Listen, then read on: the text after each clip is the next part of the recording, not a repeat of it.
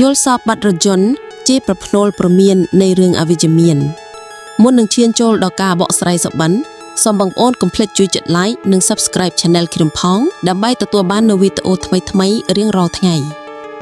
យល់សពបាត់រថយន្តមិនថារកឃើញឬរកមិនឃើញ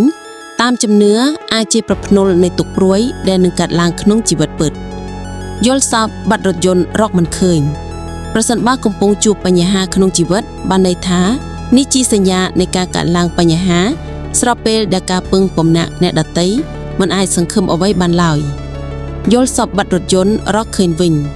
វាជាប្រផ្នូលនៃការទទួលបានលាភសំណាងពីការផ្សងសំណាងការវិនិយោគឬចំនួនផ្ទាល់ខ្លួនយល់សពបាត់រថយន្តនៅថ្ងៃច័ន្ទនេះអាចជាសញ្ញាអវិជ្ជមាននឹងកើតមានឬមិននឹកស្មានដល់ក្នុងជីវិតពិតដែលវាបណ្ដាលឲ្យមានការថប់បារម្ភយ៉ាងខ្លាំងយល់សពបាត់រថយន្តនៅថ្ងៃអង្គារអំឡុងពេលនេះអ្នកអាចជួបជាមួយមនុស្សចម្លែកឬមនុស្សថ្មីជាញឹកញាប់និងអាចនឹងត្រូវប្រឈមមុខជាមួយបញ្ហាឬការរំខានដែលអាចប៉ះពាល់ដល់សុខភាពយល់សពបាត់រថយន្តនៅថ្ងៃពុធសុបិននេះជាប្រផ្នូលនៃគ្រោះថ្នាក់ក្នុងការធ្វើដំណើរជិតឬឆ្ងាយឬពុំនោះទេការធ្វើដំណើរនឹងមិនអាចទៅដល់ទិសដៅដោយរលូន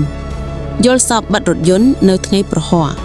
មនុស្សស្និទ្ធស្នាលកំពុងយកចំណេញលឿនអ្នកមិនថាការរកស៊ីនិងវិស័យអ្វីឡើយវាក៏និមិត្តរូបនៃការផ្លាស់ប្ដូរមុខតំណែងដែលពុំសូវល្អប្រសើរផងដែរយល់សពបាត់រថយន្តនៅថ្ងៃសុក្រ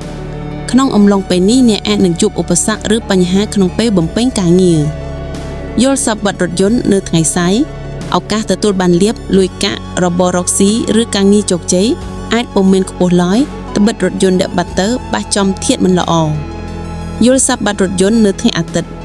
ក្នុងកំឡុងពេលនេះអាចមានរឿងឆ្លោះប្រកែកជាមួយមិត្តរួមការងារឬអ្នកស្គាល់គ្នាដូច្នេះចូលជៀសវាងការជួបចរចាឬធ្វើកិច្ចព្រមព្រៀងសំខាន់អរគុណបងប្អូនទាំងអស់គ្នាសម្រាប់ការទស្សនា